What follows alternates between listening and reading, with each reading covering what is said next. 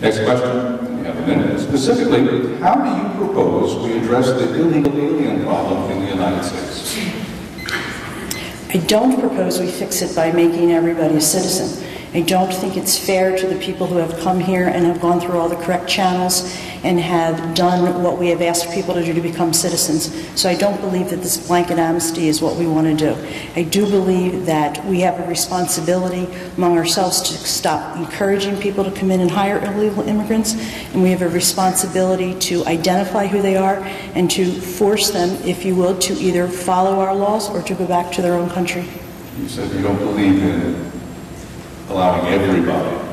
Do you think some could become citizens, have a pathway to citizenship, who are here illegally right now, or you're saying none?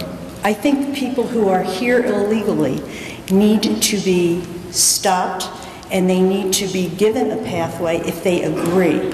I don't think if they agree to follow our rules, to become citizens, to do what needs to happen to make them a citizen, not that we just give it to them. And in terms of, you say, stopping business or employers, would you actually put corporate executives, farm owners in prison, jail, if they are hiring illegal aliens? I don't know about the jail part, but I would definitely make them accountable. And how might you do that in the It might be done by fines, it might be done by sanctions, it might be done by working within the corporation, but they could lose their jobs. Next question. We have a minute. What is the most serious error in America's current national defense policy? The most serious error. It's a great question because I'm not a military person, so I don't know if I understand completely what is happening with other countries in the war, but I believe that by not supporting our troops, we are certainly given a message to the world that we don't take it serious. And I believe that we have to finish what we started.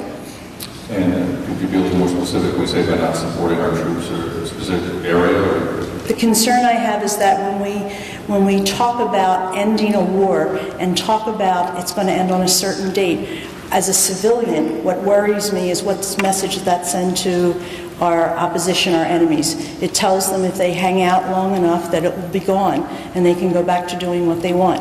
And I don't understand that thinking. Do you think the President was correct in sending more troops to Afghanistan? Yes. Do you think he did it in a timely manner? No. Do you favor this timeline as it exists now for removal from Iraq, the combat troops? Do I favor his timeline as it is now? I'm not sure if I know what his timeline is. Do you believe that when it comes to Iraq and Afghanistan, that it's all right for the United States to have a military presence there for at least a decade? A decade longer? Longer than that. Longer than we are right now. God, I hope not. But I do think we have to finish the job that we started. Do you think we should withdraw troops from Korea, South Korea? I honestly have not thought of that. And when it comes to Iran, if the United States President came to Congress and said, I want an authorization from Congress to allow direct military action to prevent Iran from obtaining or developing nuclear weapons, would you vote for that authorization? If in fact there was proof that they had nuclear weapons? And how would you know? No, I'm asking you. Yeah. Is that no. The question is the question, but I can follow up. You can answer that. Maybe my clarification will come. Okay. Is there proof? Well, I don't know that. That's not in the question. But let's assume that your answer is if there's proof. And I can ask you again, how do we know if there's proof, given the failures of U.S. intelligence or alleged failures in some cases? Over the last decade? That's a great question, and I don't know, because every time I've read before that we had that information, I then find out we didn't have the information. So should a sitting president come and say they have the information? I think everybody's going to be asking the same question.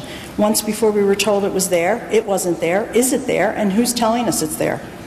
And so I can't say right now. Do you trust this president to come to the Congress and say, I really think we need to do this? No. And finally, Well, 2010 would be the year of the Tea Party. Why are we not? It should be, because this is the most people I've seen at a meeting in a long time, and I think that people are getting tired of listening to nothing, and we want substance anymore. And I say we, because it's all of us. We need to know what's going on, and we need to have it done with transparency. We haven't had that for a long time. I've been around this long enough to hear this kind of thing before. What's different this time? What's different this time with the Tea Party or with me? No, either way you want to answer, it's fine, both. I think the difference is we're watching our country move towards a position where we are straddling our next generation with debt, where we are straddling our next generation with they will not have the ability to live the life that we've had. We are taking the good that we have right now and we're not passing it on to our children. And I think that promises that we heard that we were going to have transparency in government and there was going to be change, we haven't seen it. And it's up to us who are coming down from the grassroots to go down there and not make government a career, but rather make it something we go down as citizen governors. Very good. I want to thank you for taking the time.